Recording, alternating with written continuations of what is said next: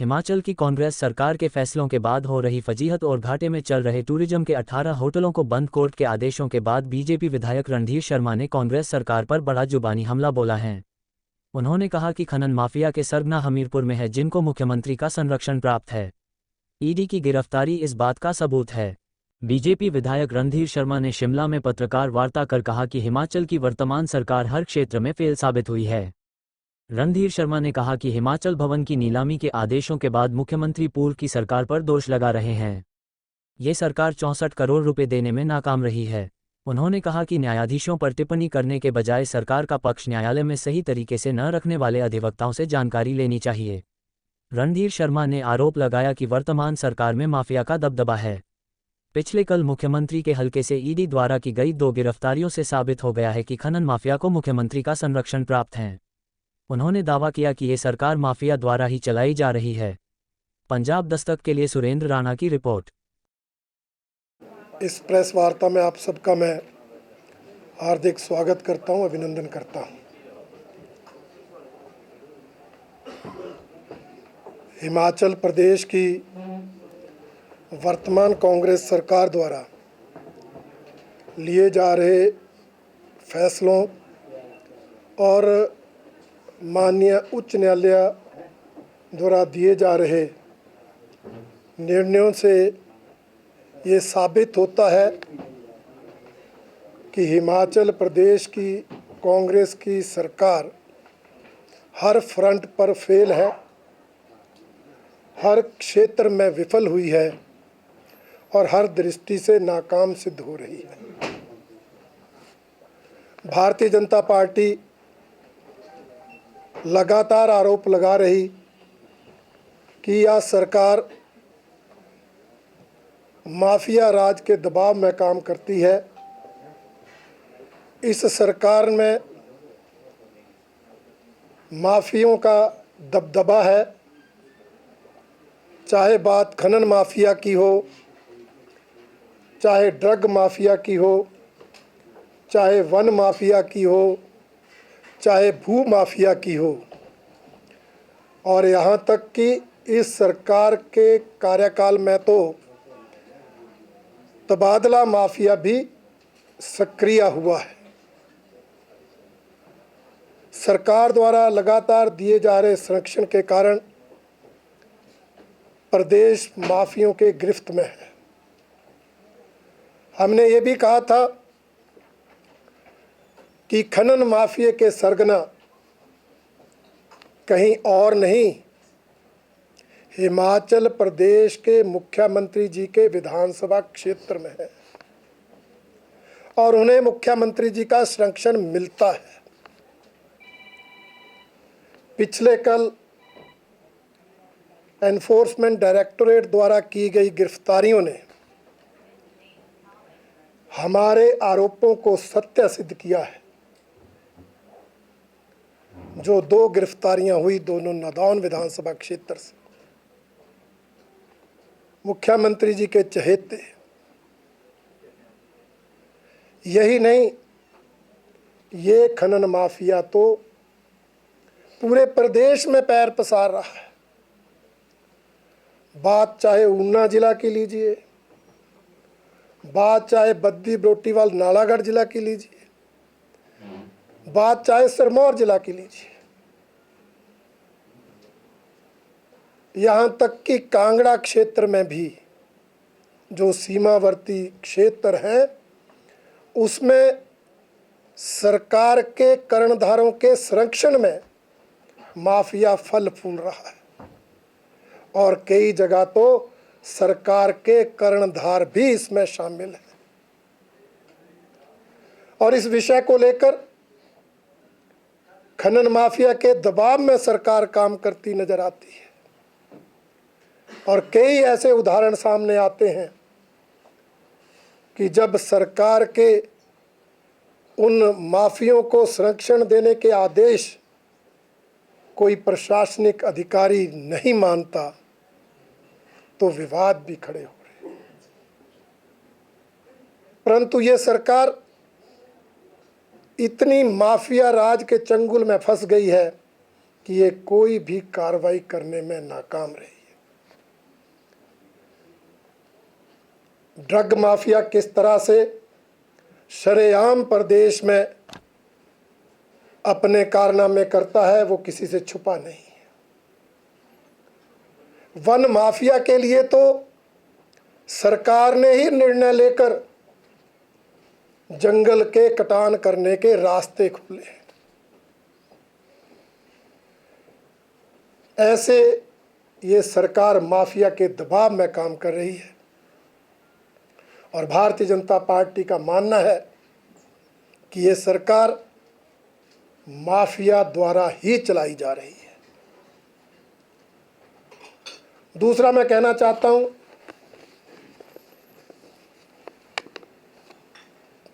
2 दिन पहले हिमाचल प्रदेश माननीय उच्च न्यायालय का फैसला आया। एक मामले में उन्होंने दिल्ली स्थित हिमाचल भवन को अटैच करने का निर्णय दे दिया, कुर्क करने के आदेश दे दिए। कितना गंभीर विषय है। और मुख्यमंत्री अपनी कमियों को छिपाने के लिए दूसरों पर तथ्यहीन आरोप लगा रहे हैं कि जी पिछली सरकार ने तो 5,000 करोड़ की नीलामी की। काहे की नीलामी की? कौन सा संस्थान नीलाम किया? कौन सा संस्थान कुर्क हुआ? आप तथ्यों पे बात करो। आप प्रदेश के मुख्यमंत्री हो। कौन सी सरकारी संपत्ति भाजपा राज में कुर्क हुई, जरा मुख्यमंत्री बताएं। सिर्फ अपनी कमियों को छुपाने के लिए दूसरों पर आरोप लगाना ये सही बात नहीं होती। आत्मचिंतन करें। और मैं ये भी कहना चाहूंगा कि जजेस पर कमेंट करने की बजाय वो इस बात को देखें क्या उनके वकीलों ने पैरवी की सही ढंग से, क्या उन्होंने अपने जिन मित्रों को advocate general, additional advocate general बना रखा है, क्या उन्होंने सही ढंग से मामले की पैरवी की? चिंता तो उस बात की करनी चाहिए, परंतु मुख्यमंत्री जजों पर कमेंट कर रहे, उनके निर्णयों पर कमेंट कर रहे। ये लोकतंत्र में सही नहीं। हमने तो सुना था, कांग्रेस के ही लोग बोलते थे, विधायक तक बोलते थे कि मुख्यमंत्री थोड़े डिक्टेटर हैं, तानाशाह हैं। पर जजेस के निर्णय पर जो कमेंट दिया उससे लगता है उनके विधायक सही बोलते थे। अभी वो मामला ठंडा नहीं पड़ा, कल एक और मामला आ गया। हिमाचल प्रदेश पर्यटन निगम के 18 होटलों को तुरंत बंद करने के आदेश आ गए। सरकार तो गुणगान कर रही थी, हमारे राज्य में पर्यटन बढ़ रहा है, उस जिला में भी पर्यटन को बढ़ावा मिल गया, उस जिले में भी पर्यटन को बढ़ावा मिल गया, हमने ये कर दिया, हमने वो कर दिया। एक मामला निपटता नहीं, दूसरा आ जाता है। सरकार की कार्यप्रणाली पर आज प्रश्न चिन्ह लगे। और मैं बताना चाहता हूं एक और नोटिफिकेशन। वैसे तो इस सरकार ने अनेक फैसले लेकर, चाहे टॉयलेट टैक्स लगाकर, चाहे समोसे की सीआईडी जांच करवाकर, प्रदेश में हिमाचल सरकार को मजाक का विषय तो बनाया है। अब एक और नोटिफिकेशन आई है। हिमाचल प्रदेश सरकार के director information and public relation 30 अक्टूबर को नोटिफिकेशन जारी की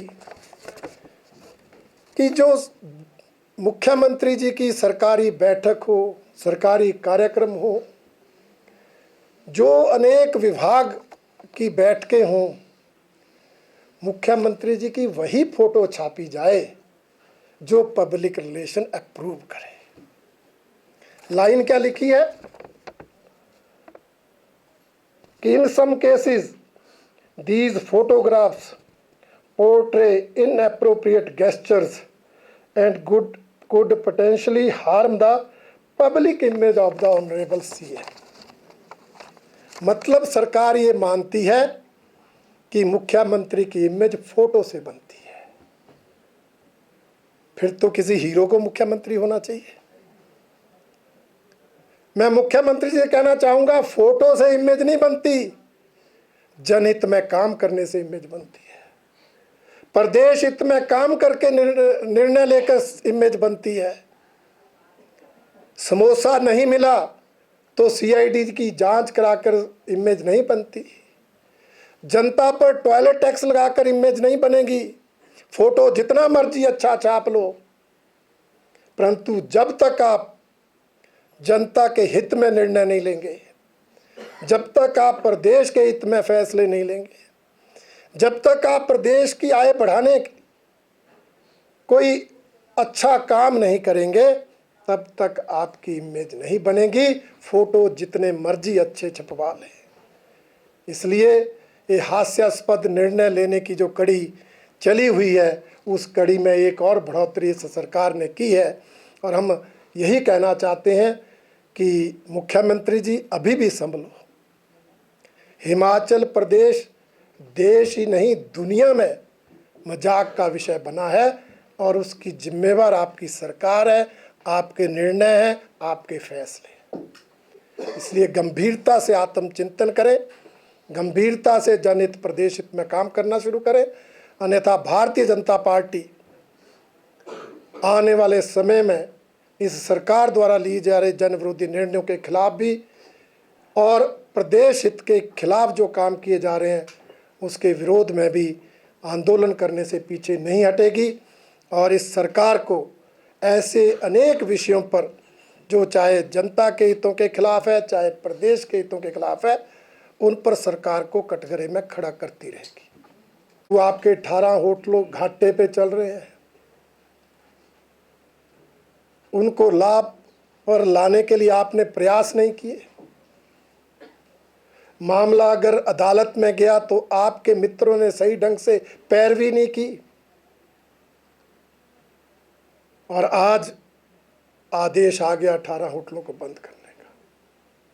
मैं माननीय मुख्यमंत्री जी से पूछना चाहता हूं कि जैसे उन्होंने कहा कि हिमाचल भवन के मामले में वो अपील में जाएंगे, तो क्या इस मामले में भी अपील में जाएंगे या कोर्ट के निर्णय का सहारा लेकर ये 18 होटल अपने मित्रों को लीज पर दे देंगे? स्पष्ट करें मुख्यमंत्री कि वो क्या करने वाले हैं।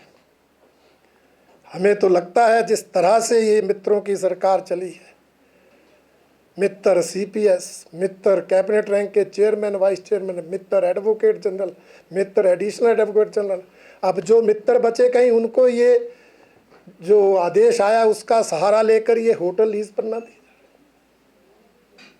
इसलिए मुख्यमंत्री को इस मामले पर स्पष्टीकरण देना होगा। और एक मामला पिछले कुछ दिनों से राजनीतिक गलियारों में चर्चा का विषय। माननीय उच्च न्यायालय ने बहुप्रतीक्षित निर्णय दिया, जजमेंट दी, 6 सीपीएस हटाने के बारे में फैसला सुनाया। हम तो शुरू से कह रहे थे, जब से मुख्य संसदीय सचिव बने, कि इनकी नियुक्ति असंवैधानिक है, गैर कानूनी है और सरकारी खजाने पर बोझ है, फिजूल खर्ची को बढ़ावा दे रही है। मुख्यमंत्री जी ने हमारी बात नहीं सुनी। मामला अदालत में गया और मुख्यमंत्री जी ने ये सीपीएस बने रहें, इसके लिए दिल्ली से सीनियर एडवोकेट्स हायर किए। करोड़ों रुपए खर्च किया गया इस मामले पर ताकि ये सीपीएस बने रहे।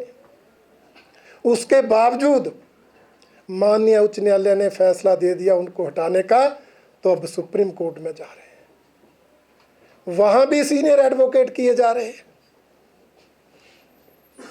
करोड़ों रुपए पहले सरकारी खजाने से खर्च हुए, करोड़ों अब खर्च होंगे। मुख्यमंत्री जी, आपकी ऐसी क्या मजबूरी है कि आप इन 6 मुख्य संसदीय सचिवों को कोर्ट के आदेश के बावजूद भी हटाना नहीं चाहते? आप आर्थिक स्थिति का रोना तो रोते हैं, सरकारी खजाना खाली होने का रोना रोकर कर्मचारियों को तनख्वाह पहली तारीख को नहीं देते। 1500 संस्थान प्रदेश में बंद करते हैं कि खजाना खाली है, परंतु इन 6 विधायकों को सीपीएस बनाए रखना, इस पर करोड़ों रुपए सरकारी खजाने से खर्च कर रहे हैं। ऐसी आपकी क्या मजबूरी है? प्रदेश की जनता को आप बताएं। जब एक्ट निरस्त हो गया, मामला समाप्त हो गया, फिर भी आप सुप्रीम कोर्ट जा रहे हैं। इसलिए ये स्पष्ट करना अति आवश्यक है। सुप्रीम कोर्ट में गया है और सुप्रीम कोर्ट का फैसला भी आएगा और हम भी कानूनी राय लेकर उस विषय पर आगे बढ़ेंगे। रणधीर जी,